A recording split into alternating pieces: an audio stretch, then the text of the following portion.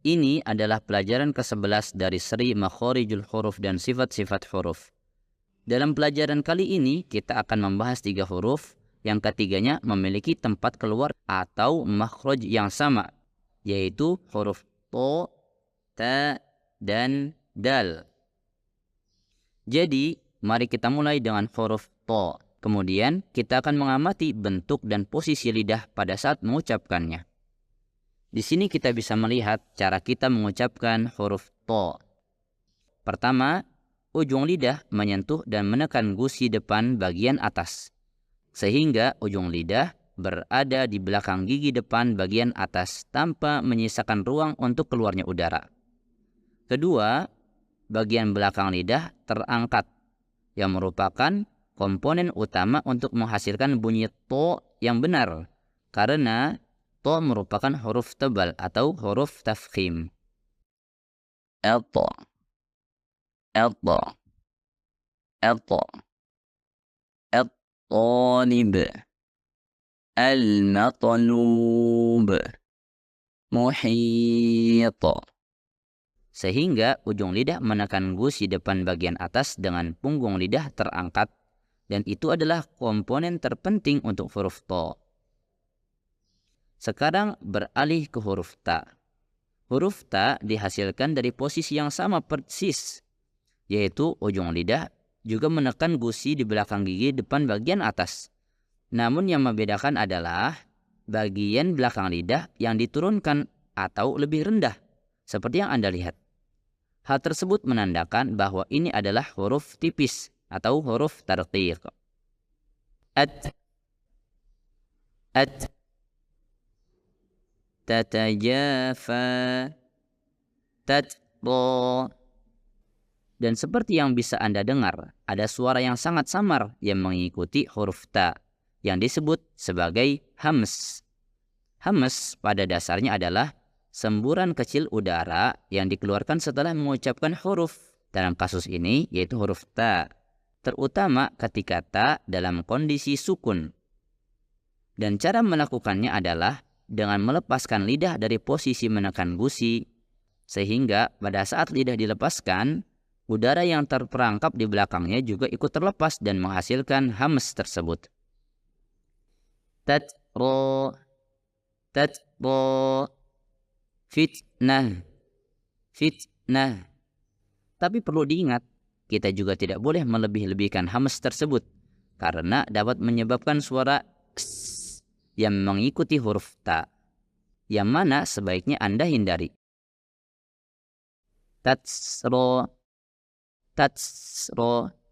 Jadi ini terlalu berlebihan, dan Anda bisa menghindarinya dengan memastikan ujung lidah tidak terlalu dekat dengan bagian belakang gigi, karena ini akan menimbulkan suara sin. Pastikan Anda mengucapkan hams tanpa melebih-lebihkannya. Mari kita lihat huruf-huruf ini, to dan ta secara berdampingan. Kemudian kita amati perbedaan antara keduanya. Fatrah, fitrah, fatrah, fitrah. Dan di sini kita bisa mengatakan bahwa to dan ta pada dasarnya adalah huruf yang sama. Akan tetapi yang satu huruf tipis yaitu ta, sedangkan yang satunya lagi adalah huruf tebal yaitu to. Jadi jika Anda kesulitan untuk mengucapkan huruf to dengan benar, jadikan huruf ta sebagai titik awal dan cobalah menjadikannya sebagai huruf tebal, maka itu akan menjadi huruf to. Selanjutnya yang terakhir adalah huruf dal. Cara pengucapan huruf dal menggunakan teknik yang sama persis dengan ta 100%. Posisi yang sama dan bahkan bentuk lidah yang sama. Tetapi bagaimana mungkin kedua huruf ini menghasilkan dua suara yang berbeda? Jadi sebenarnya ada satu perbedaan besar, dan itu adalah fungsi dari pita suara. Jadi mari kita pahami lebih mendalam. Ketika kita mengucapkan huruf apapun, ada dua kemungkinan, yaitu konsonan suara atau konsonan tak bersuara. Jika pita suara bergetar, suara tersebut akan disebut konsonan getar atau konsonan bersuara. Dan jika pita suara tidak bergetar, maka suara tersebut disebut konsonan tanpa getar atau konsonan tak bersuara. Tapi bagaimana rasanya jika pita suara sebenarnya bergetar? Cara paling mudah untuk merasakan perbedaannya adalah dengan membandingkan suara S dan suara Z. S yang mana ketika diucapkan pita suara tidak bergetar karena hanya menggunakan aliran udara. Sementara dihasilkan oleh getaran pita suara. Anda bisa merasakannya dengan menyentuh tenggorokan Anda, kemudian perhatikan getarannya saat mengucapkan huruf konsonan getar tersebut. Anda akan merasakan getaran di sekitar area tenggorokan tersebut, sementara tidak ada getaran apapun saat Anda mengucapkan konsonan tak bergetar. Jadi inilah perbedaan antara konsonan getar atau suara bersuara dan konsonan tak bergetar atau suara tak bersuara. Dan itu tepatnya yang terjadi pada suara huruf dal dan suara huruf ta. Tak merupakan suara yang tidak dihasilkan dari getaran pita suara. Sedangkan huruf dal merupakan suara yang dihasilkan dari getaran pita suara. Ad, dana, addu, nafad. Jadi ini adalah teknik untuk 3 huruf yang mirip, to, ta, dan dal. Fakta bahwa mereka sangat mirip adalah alasan mengapa ada beberapa kesalahan umum yang terkait dengan huruf tersebut. Kesalahan umum yang pertama adalah mengucapkan huruf ta sebagai huruf to atau huruf to sebagai huruf ta. Jadi pada dasarnya mencampurkannya menjadi satu.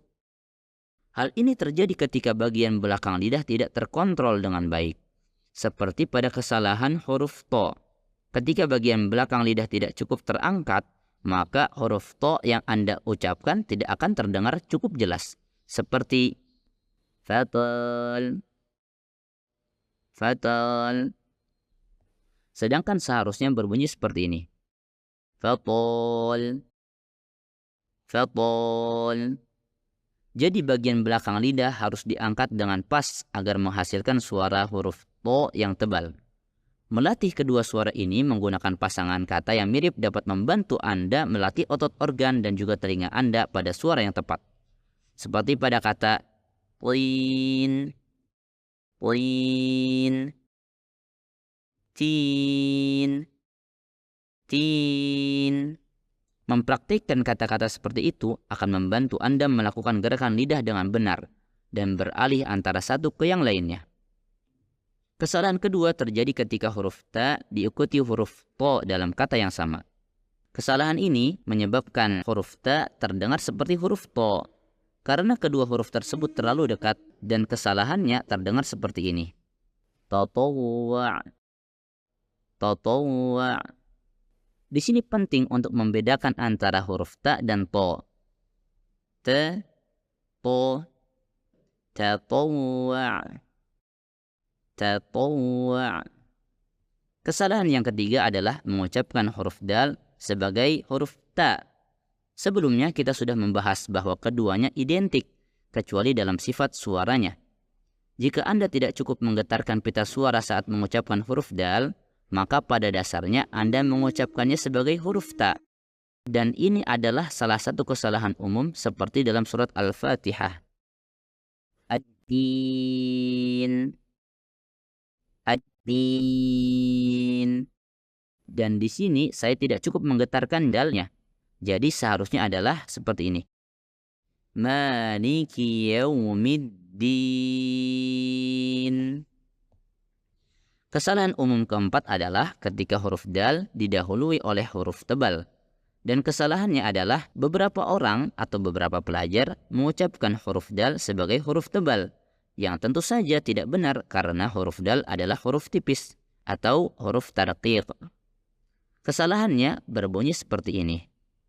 Sudurihim, sudurihim. Padahal seharusnya berbunyi seperti ini. Sudurihim, sudurihim. Jadi hal terpenting kedua yang harus dipelajari hari ini setelah mempelajari teknik masing-masing huruf ini adalah melatihnya bersama-sama agar dapat mendengar dan menghasilkan perbedaan antara suara-suara tersebut. Jadi itulah akhir pelajaran kita hari ini. Semoga Anda mempelajari hal-hal yang baru. Jika suka dengan video ini, like, share supaya bisa berbagi ilmu dengan yang lain. Sampai berjumpa lain waktu, insya Allah.